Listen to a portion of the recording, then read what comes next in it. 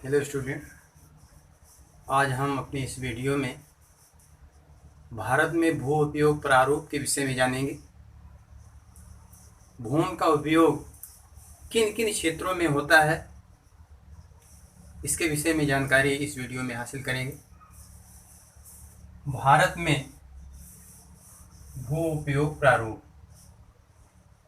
भू उपयोग को निर्धारित करने वाले कारक, भारत में भू उपयोग को निर्धारित करने वाले कारक हैं। ये है भौतिक कारक, इसमें भू आकृति, जलवायु, मृदा के प्रकार आते हैं। और दूसरा है मानवीय कारक, इसमें जनसंख्या घनत्व, प्रौद्योगिकी क्षमता, संस्कृति एवं परंपराएं आती हैं। ये चीजें भू उपयोग को निर्धारित करते हैं। भारत का कुल भौगोलिक क्षेत्र 32,87,263 वर्ग किलोमीटर है। भारत में आंकड़ों की उपलब्धता, जो भारत में भौगोलिक क्षेत्र है, इसके आंकड़े 93% ही हमारे पास उपलब्ध हैं। पूर्वोत्तर भारत में असम के अतिरिक्त किसी भी राज्य के आंकड़े उपलब्ध नहीं हैं। जम्मू कश्मीर में पाक और चीन अधिकृत क्षेत्र का भी सर्वेक्षण नहीं हो पाया है, इसलिए हमारे पास भू आंकड़ों की जो उपलब्धता है केवल 93%। भारत का जो भौगोलिक क्षेत्र है उसका 93% ही आंकड़े हमारे पास उपलब्ध हैं। कृषि कार्य में उपयोग भूमि, हमारे पास जो कृषि कार्य में उपयोग भूमि है वह 54% है। इसमें जो 2-3 वर्ष पर कृषि की जाती है प्रति भूमि पर, उसको भी सम्मिलित किया गया है। शुद्ध निवल बोए गए क्षेत्र में विविधता है।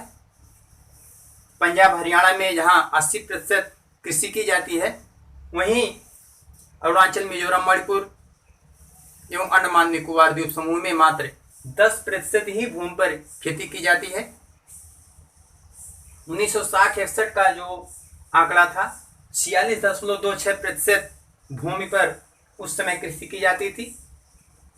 लेकिन 2014 और 15 का जो आंकड़ा हमारे पास उपलब्ध है, उसमें 45.5% भूमि पर कृषि की जाती है। लेकिन वर्तमान में जो आंकड़ा है कृषि कार्य में उपयोग भूमि है वह 54% है, जिसमें से प्रति भूमि को भी सम्मिलित किया गया है, जो 2-3 वर्ष पर जहां कृषि की जाती है। वन क्षेत्र में कितनी भूमि निर्धारित होनी चाहिए, कितनी है? राष्ट्रीय वन नीति 1952 के तहत 33% वन क्षेत्र हमारे देश में वांछित होना चाहिए। लेकिन 2014-15 के जो आंकड़े हमारे पास हैं, उसमें 23.3% भूमि पर ही हमारे पास वन हैं, जो 1960-61 में 18.11% थे, बढ़कर जो 2014-15 में 23.3% हो गए हैं। बंजर भूमि, चट्टान एवं मरुस्थलीय भूमि जो है बंजर भूमि के अंतर्गत आती है, जो कृषि कार्य के लिए अयोग्य है। यह 1960-61 में इसका आंकड़ा था 18.11%, लेकिन वर्तमान में 5.5%। वर्तमान से पहले यानी कि 2014-15 का जो आंकड़ा हमारे पास है, इसमें 5.5% भूमि ही बंजर भूमि है। इसका उचित प्रबंधन करके इसमें कमी की गई। गैर कृषि प्रयोजनों में लगी भूमि, जैसे गैर कृषि कार्य में बस्तियां हैं, सड़क है, रेल लाइन है, उद्योग है, इसमें जो भूमि उपयोग की जाती है, 1960-61 के जो आंकड़े थे, इसमें 4.95% भूमि इस कार्य में उपयोग की जाती है। लेकिन 2014-15 के जो आंकड़े हैं, उसमें 8.7% भूमि, समस्त भूमि का 8.7% भूमि गैर कृषि कार्यों में प्रयोग की जाती है।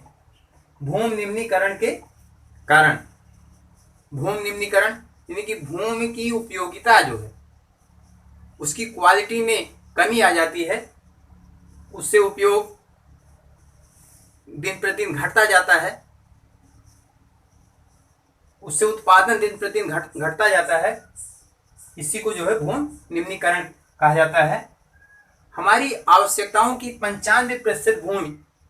95% आवश्यकताएं हमारी भूमि से ही पूर्ति होती हैं। इसलिए भूमि निम्नीकरण होने से हमें रोकना है और जो जिन कारणों से भूमि निम्नीकरण होती है उनको पता लगाकर उस पर अंकुश लगाना है। लेकिन हम यहाँ जानेंगे भारत में निम्नीकृत भूमि कितनी है, कैसे होती है, इसके विषय में जानेंगे।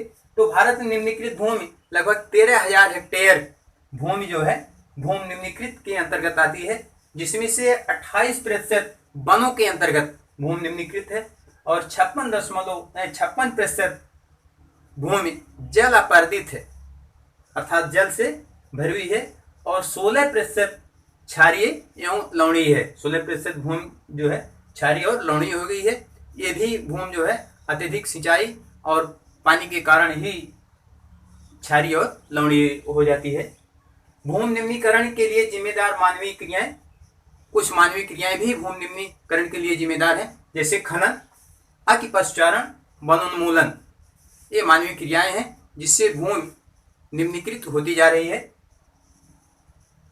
भूमि निम्नीकरण वाले प्रदेश और भूमि निम्नीकरण के लिए जिम्मेदार कारक, कुछ ऐसे प्रदेश हैं जहां भूमि निम्नीकरण ज्यादा मात्रा में है और किन कारणों से होते हैं ये जानेंगे। जैसे झारखंड, छत्तीसगढ़, मध्य प्रदेश, उड़ीसा, यहाँ की जमीनें भूमि निम्नीकरण के अंतर्गत चली जा रही हैं। इसके लिए जिम्मेदार है खनन। यहाँ जीवाश्म और कोयले और खनिज तत्व पाए जाते हैं जिसका खनन होता है और बड़ी बड़ी खाइयाँ बन जाती हैं, ऐसे उनको छोड़ दिया जाता है, जिससे खनन में जो वन आते हैं, पेड़ पौधे हैं, नष्ट हो जाते हैं, जिससे वनोन्मूलन हो रहा है।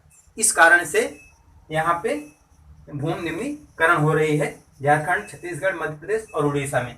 गुजरात, राजस्थान, मध्य प्रदेश, महाराष्ट्र में अतिपशुचारण, गुजरात, महाराष्ट्र, मध्य प्रदेश और महाराष्ट्र में जो भूमि निम्नीकरण के कारण है अतिपशुचारण, यहाँ पशुओं से अधिक चराई की जाती है, इसलिए यहाँ भूमि निम्नीकृत हो रही है। पंजाब, हरियाणा, पश्चिमी उत्तर प्रदेश में अत्यधिक सिंचाई के कारण पंजाब, हरियाणा और पश्चिमी उत्तर प्रदेश में भूमि निम्नीकृत हो रही है।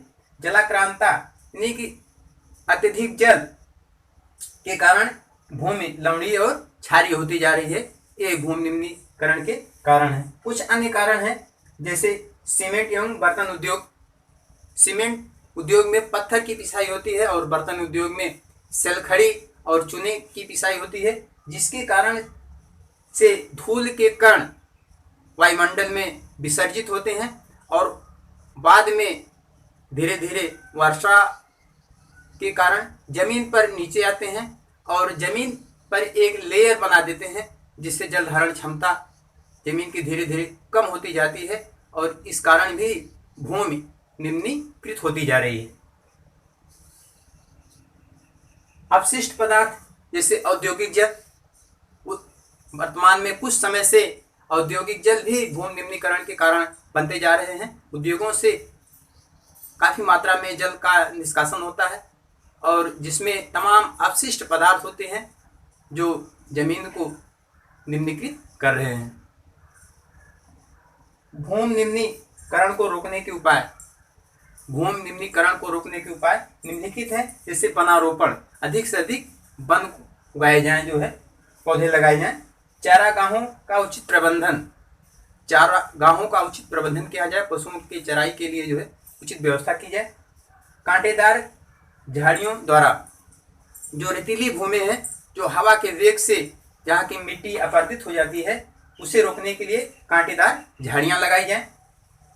बंजर भूमि का उचित प्रबंधन कर दिया जाए और खनन नियंत्रण, जो खुदाई होती है, खनन होता है, इस पर नियंत्रण रखा जाए।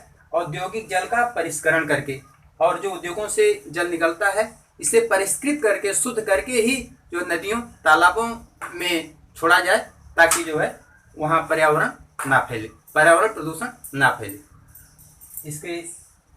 इस तरह आप जो है भारत में भू उपयोग प्रारूप के विषय में इस वीडियो में आप जानकारी हासिल की।